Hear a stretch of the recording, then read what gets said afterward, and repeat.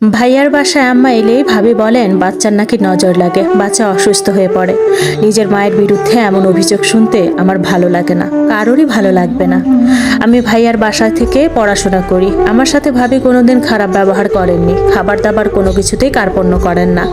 আপন ভাই বোনের মতোই সম্পর্ক বজায় রেখেছেন, কিন্তু আম্মার বিরুদ্ধে এমন অভিযোগ কেন করে বুঝি না। আম্মা এলেই নাকি বাচ্চার খাবারে নজর দেন, এটা অবিশ্বাস্য লাগছে না? আমরা 4 ভাই বোন, ভাইয়া সবার বড়, আমি সবার ছোট, মাঝখানে 2 বোন, বিয়ে হয়ে গেছে বোনদের। ভাইয়ার আর্থিক অবস্থা বোনদের চেয়ে ভালো। ভাইয়া চাকরি করেন শহরে থেকে, অনেক কষ্টে লেখাপড়া করেছেন, ভালো চাকরি পেয়েছেন, ব্যাংকের চাকরি। আব্বা আম্মা গ্রামে থাকেন, আমাদের কৃষিজ পরিবার। ভাইয়ার স্টুডেন্ট লাইফেই বোনদের বিয়ে হয়ে গেছে। দুলা ভাইদের আর্থিক অবস্থাও বেশি ভালো না। একজনের গ্রামে দোকান আছে, আরেকজনের টুকটাক জমি জমা আছে, ওইসবই দেখাশোনা করে। আমাদের বাড়ির কাছেই বোনদের বাড়ি। ভাইয়া পরিবারের মধ্যে সবচেয়ে বেশি শিক্ষিত, অনেক কষ্ট করে ভার্সিটি থেকে মাস্টার্স করেছে। আব্বা আম্মার অনেক শখ ছিল বউ তাদের মনের মতো হবে, ভাবিকে এনেছেও পছন্দ করি, কিন্তু আব্বা আম্মার এখন ভীষণ দুঃখ মনে। ভাবি নাকি মুখের উপরে আম্মাকে বলেছে বাচ্চা খাওয়ার সময় আসবেন না। আমার ভাইয়ের একটাই বাচ্চা, সুহা ওর নাম, বয়স 2 বছর। ভাবি আগে আব্বা আম্মার সাথে খারাপ ব্যবহার করতেন না, কিন্তু ইদানিং নাকি সুহার খাবারের সময় আম্মাকে দেখলে ভাবি কেমন জানি করেন। ভাবভঙ্গি নাকি এমন যে আম্মা বাচ্চার খাবারে নজর দেয়। ভাবি লেখাপড়া করা মানুষ, মাস্টার্স পরীক্ষা দিয়েছে এবার, তার কাছ থেকে এমন একটা আচরণ আমার ভালো লাগে না। যদিও আব্বা আম্মা আসলে তাদের খাবার দাবারে ত্রুটি করেন না, কিন্তু কিছুটা গাল ফুলিয়ে রাখেন। 3 বছর বিয়ের বয়স ভাবির, প্রথম 2 বছর আব্বা আম্মার সাথে ভালো ব্যবহার করেছেন, আমার বোনদের সাথেও, কিন্তু এখন পরিস্থিতি ভিন্ন। আব্বা আম্মা কিংবা বোনেরা এলে রান্নাবান্না ঠিকই করেন, যত্নেও ত্রুটি করেন না, কিন্তু বাচ্চাকে খাবার দেন লুকিয়ে। এটা কিরকম যেন লাগে। আব্বা আম্মা ভাইয়ার বাচ্চাকেও বেশি ডাকেন না। আমার সাথে আবার সুহার খুবই ভালো সম্পর্ক, আমার সামনে ভাবি ঠিকই বাচ্চাকে খাবার দেন। বিয়ের প্রথম থেকে ভাইয়া ভাবির সম্পর্ক খুব ভালো ছিল, কিন্তু ইদানিং আম্মার বিরুদ্ধে অভিযোগ দেওয়ায় ভাইয়া মনক্ষুণ্ণ। আম্মা আসার পরে ফিরে গেলেও তাদের মধ্যে মনোমালিন্য থাকে। ভাবি ভাইয়া দুজনেই গাল ফুরিয়ে থাকেন। আমার বিরুদ্ধে ভাবি কোনো অভিযোগ করেন না কখনো, এটাই আমি বুঝতে পারি না। অথচ আম্মা ফিরে যাওয়ার পরও বেশ কিছুদিন খারাপ সম্পর্ক থাকে ভাইয়া ভাবির। আবার সম্পর্ক ভালো হতে হতে আব্বা আম্মারও বেড়াতে আসার সময় হয়ে যায়, আবার শুরু হয় দুজনের অশান্তি। আমার ভীষণ খারাপ লাগে ভাইয়া ভাবির অশান্তি দেখে। আব্বা আম্মার জন্য খারাপ লাগে। ভাবি কি আম্মার সাথে স্বাভাবিক হতে পারেন না? আম্মাও খিটখিট করে ভাবির সাথে, কেউই কাউকে ছাড় দিতে চায় না। আজ আবার আম্মা আব্বা এসেছেন ভাইয়ার বাসায়। আমি ভাবিকে বললাম সুহার খাবারটা দেন, আমাদের সাথে বসে খাবে, আমি নিজে হাতে খাইয়ে দেব। ভাবি জবাব না দিয়ে চলে গেলেন। আমার হাতে কিন্তু সুহা খায়। ভাবি সুহার খাবার নিয়ে রুমে চলে গেছেন। আব্বা আম্মা খাওয়া শেষ করেছেন টেবিলেই, তারপর আম্মা চলে গেলেন ভাবির রুমে। এক নতুন ঘটনা লক্ষ্য করলাম আজ, অবিশ্বাস্য ঘটনা। ঠিক দেখিনি, শুনেছি। রুমে গিয়ে আম্মা ভাবিকে বলে যাচ্ছে, কি অবস্থা বউ, সোহারে দেখি খালি মাছ খাওয়াইতে আসো, ভাত কই? কোন নবাবের বেটি জন্ম দিছো তুমি? সবচেয়ে বড় মাছখান থেকে ওরেই খাওয়াইতেছো। তুমি আর তোমার জিয়েই তো আমার পুতেরা খাইয়া ফেলাইবা। রাত দিন বাইরে থাইকা ইনকাম করে আমার পুতে, আর তুমি পার উপর পা তুইলা ঝিয়েরে আস্তা রূপচাঁদা মাছ খাওয়াইতেছো। সবচেয়ে বড় মাছ খানোরে কেমনে খাওয়াইতে আনলা? তোমার শ্বশুরের পেটে দেওয়া উচিত ছিল না এই মাছটা? মাইয়া ডারাতে তুমি নষ্ট করে ফেলাইতেছ। এমন রাক্ষস কেউ পালে? এত বড় একটা মাছ না খাওয়াইয়া একটু ভাত খাওয়ান শিখাও। এমন করে খাওয়াইলে ওই আমার পুতের এই কোনোদিন জানি খাইয়া ফেলাইবো। ভাবির জবাব শুনলাম, সোহা সবসময় ভাত খাইতে চায় না আম্মা।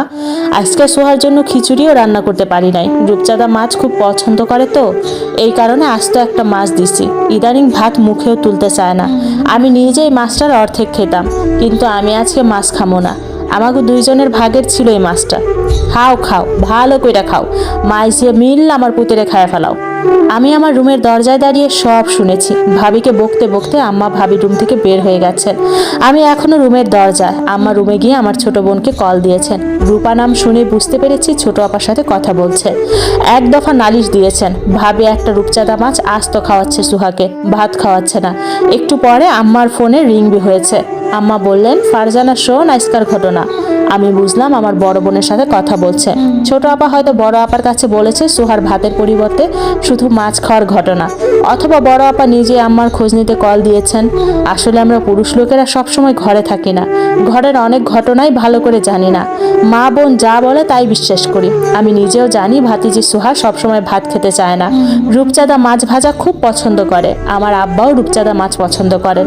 আব্বাকে দেয়া পিসের চেয়েও বড় পিস ভাবি সুহাকে খাইয়েছে, এটাও আম্মার চোখে অপরাধ। আমি এমনও দেখেছি সুহা পুরো এক সপ্তাহেও ভাত খায় না। আমি ওদের ফ্যামিলির সাথেই তো থাকি, আমি জানি সুহার ঘটনা। আমি এখন ঘরের পরিস্থিতি দেখার অপেক্ষায় আছি। আব্বার সাথে বসে অনেকক্ষণ বকবক করেছেন আম্মা সুহার খাবার নিয়ে। আসরের পর থেকে সুহা বমি করতে শুরু করলো, প্রচন্ড জ্বর গায়ে। প্রতিদিন এই সময়টাই সুহা আমার কাছে আসে, আধো আধো গলায় চকলেট চায়। আমি এই সময়টা বাইরে যাই তো। সোহা আসে চকলেটের আবদার নিয়ে, আজ আর আসেনি। আমি ভাবি রুমে সোহার খোঁজ নিতে গিয়ে দেখি ভাবি বমি পরিষ্কার করছে। মেয়েটার গায়ে প্রচন্ড জ্বর, বুঝলাম সত্যিই নজর লেগেছে। আমার মা হলে কি হবে? ছোটবেলায় শুনেছিলাম মায়ের নিজের নজরও নাকি বাচ্চার খাবারে লাগে। আমি আর দাঁড়ালাম না, আসর নামাজ পড়ে হুজুর বের হবে তো, তাই মসজিদের দিকে চলে গেলাম। হুজুরকে অনুরোধ করে নিয়ে এলাম বাসায়। সুহাকে একটা হাফ প্যান্ট পরিয়ে রেখেছে। মেয়েটা অপুর হয়ে শুয়ে আছে, ভেজা কাপড় দিয়ে শরীর মুছে ভাবি জ্বর নামানোর চেষ্টা করছে। আমি কাছে গিয়ে বললাম, ভাবি আমি হুজুর নিয়ে এসেছি, সুহার সম্ভবত নজর লাগছে। ভাবি অবাক দৃষ্টিতে তাকালো আমার পানে, সে দৃষ্টি বড় অসহায়। আমি আশ্বস্ত করে বললাম, ভাবি আমি ব্যবস্থা নিচ্ছি, আপনি আপাতত সুহাকে একটা জামা পরিয়ে দেন, আমি হুজুরের কাছে নিয়ে যাই। এদিকে আব্বা আম্মা ভীষণ ক্ষেপে গেলেন হুজুরকে দেখে। আম্মা কাঁদো কাঁদো কণ্ঠে আমাকে প্রশ্ন করলেন, তুইও কি মনে করস আমি ওই নাতিনের খাওনে নজর দেই? হুজুর বাসায় থাকায় আমি জবাব দিলাম না। হুজুর সোহাকে দেখে পানিতে দোয়া পড়ে ফু দিয়ে দিলেন, আর একটুখানি সরিষার তেলও ফু দিয়ে দিলেন দোয়া পড়ে। আমি সোহাকে নিয়ে এলাম ভাবির কাছে। ভাইয়া বাসায় এলো রাত 10টায়। আব্বা আম্মা বাসায় এসেছে, তাদের জন্য অনেক বাজার করে নিয়ে এসেছে ভাইয়া, তাই এত দেরি। আমি ভাইয়াকে ডাকলাম ডাইনিং রুমে, সবাইকে নিয়ে বসলাম আব্বা আম্মা সহ। তারপরে আম্মাকে বললাম, আম্মা দুপুরে আপনি সোহার খাবার নিয়ে যা বলেছেন তার জন্যই আজকে নজর লেগেছে। আম্মা প্রতিবাদ করলো, ভাবির পানে চেয়ে বলল, ওই ডাইনি তোরে এসব বুঝাইছে তাই না? ভাবি কাঁদতে লাগলেন। আম্মা উঠেই ফোন দিলেন আমার দুই বোনকে, কেঁদে কেঁদে জানালেন আমি ভাবির পক্ষে চলে গেছি, তাকে নজর দেওয়ার অপবাদ দিয়েছে। আজ সন্ধ্যায় ছোট বোন গেছে বড় বোনের বাড়ি, দুজন একসাথেই আছে। বোনের আমার সাথে কথা বলতে চাইলো, আমি ফোন নিলাম। ছোট আপা বললেন, তুইও ভাইয়ের মতো খারাপ হয়ে গেছস, আমাকে মায়েরে দেখতে পারস না? আমি জবাব দিলাম, ভাইয়া কবে মায়েরে দেখতে পারে নাই? দেখতে পারলে এতদিন বউরে কিছু কইতো না? আমি বললাম, ভাইয়া সংসারের সব খরচ দেয়, আমার থাকা খাওয়া লেখাপড়ার খরচটাও দেয়, তোদের শ্বশুর বাড়িতে ভালো মন্দ পাঠায়, ঈদে তোদেরকে কাপড় চোপড় কিনে দেয়, আব্বা আম্মার ভরণ পোষণ দেয়। ভাইয়া তোকে দুই বোনের কাছে খারাপ, আর আমি তোকে জন্য কিছু না কইরে ভালো হয়ে গেলাম? আজব ব্যাপার না? বড় আপা বললেন, ভাইয়া কবে আমাকে জন্য কি করছে? সব তো ওর বউ আর ওর মাইয়ার জন্যই করে। ওরা কিছুতেই স্বীকার করছে না ভাইয়া সংসারের জন্য অনেক করেছে। আমি ফোন রেখে দিলাম। আজ অবাক হলাম বোনদের কথা শুনে, তাদের অদ্ভুত দৃষ্টিভঙ্গি দেখে। যে ভাই বছরের পর বছর ধরে খাটলো সে খারাপ, আর আমি কিছু না করে ওদের কাছে ভালো। ভাইয়ার মেয়েটার বয়সও মাত্র 2 বছর, ওর জন্য কি এমন করে ফেলেছে? আমি বুঝলাম সংসারে যে অনেক করে তার কোনো দাম থাকে না, তার শুধু দোষই থাকে, অথবা বড় ছেলেদের দোষ একটু বেশি হয়। আমি আমার আব্বা আম্মাকে বোঝালাম রাত 2টা পর্যন্ত বসে, ভাইয়ার কথা, সংসারের কথা, সংসারে তার অবদানের কথা বললাম। আব্বা আম্মাও মনে করে ভাবি আর সোহার খাবারের পেছনে ভাইয়া সব খরচ করে। বাচ্চা হবার পর থেকে ভাবি একটু মোটাসোটা, তাই বিরুদ্ধেও ভাইয়ার টাকা নষ্ট করে অতিরিক্ত খাবার খাওয়ার অভিযোগ। আব্বা আম্মা মেনেই নিতে চাননি আমার কথা, অনেক বোঝানোর পরে অবশেষে বুঝলেন। আসলে ভাইয়া সবসময় বাড়ির বাইরে ছিল, টিউশনি করে অনেক কষ্ট ভার্সিটিতে পড়েছে, আমাদেরকে অনেক কিছু দিয়েছে, তারপরও সব অভিযোগ ভাইয়ার উপরে, বিশেষ করে আমার বোনদের। ভাবি শহরের বাসা আসার পরেই অভিযোগগুলো বেড়ে গেছে। ভাইয়া নিজের সংসারে খরচ করছে, বোনদের জন্য খরচ একটু কম করতে পারে ইদানিং, এটা ওদের ভালো লাগে না। তাছাড়া ভাইয়ার মেয়েটার জীবনযাপন একটু উন্নত আমার বোনদের ছেলে মেয়েদের চেয়ে, এটাও আপাদের কাছে ভালো লাগে না। আসলে যে যে পরিবেশে থাকে তার স্বভাবও ওই রকমই হয়। শহরের বাচ্চাগুলো খাওয়া দাওয়া একটু ঝামেলাই করে। আমার আম্মা সেকেলে মানুষ, লেখাপড়া জানেন না। আম্মা ভাবেন আমাদেরকে যা খাইয়ে বড় করেছে সোহাকেও সেভাবেই খাওয়ানো উচিত, এর থেকে বেশি উন্নত মানের খাবারের প্রয়োজন হয় না। আমার বোনরা অভিযোগ দেয় সোহাকে ভাবি বেশি খাওয়ায়। আসলে বোনরা ওদের বাচ্চাদের সাথে সোহার তুলনা করে, আম্মাকেও ভুল বুঝায়। আর আম্মা মনে করেন আমার বোনরাই সঠিক, ভাবি অতিরিক্ত করছে সোহার জন্য। আম্মা নিজে অতটা খারাপ নন, কিন্তু বোনেরা পাশ থেকে থেকে বুদ্ধি দেয় তো। আমি আমার বোনদের খারাপ বলছি না, খারাপ বলছি তাদের দৃষ্টি এবং দর্শনকে। বোনরা ভাবে বাচ্চাদের জন্য ওরা যা করে সেটাই সঠিক, আর ভাবি পুরোপুরি ভুল। এই কারণেই মাকে এসব বুঝিয়ে রাখে। আম্মা নিজের বুদ্ধি দিয়ে কিছু করেননি। আমার দাদিও নাকি আম্মার সাথে সাথে এমন করেছে, তাই আম্মাও ভাবিকে শাসিয়েছে। আমি রাতে বোঝানোর পরে শেষ পর্যন্ত আম্মা বুঝতে পেরেছেন, কান্নাও করেছেন। ভাইয়া ভাবি দুজনেই কান্না করেছে। পরদিন আম্মা বাড়ি চলে গেছেন, অনেক দিন আসেননি ভাইয়ার বাসায়।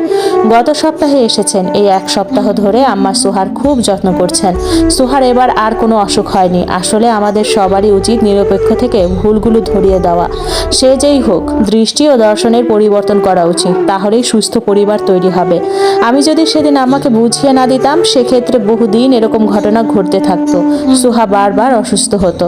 ভাইয়াকেও বিনা দোষে ভুল বুঝতো। আমাদের বুঝতে হবে সব দোষ ঘরের বউদেরই নয়, আমাদের মা বোনেরও ভুল থাকতে পারে।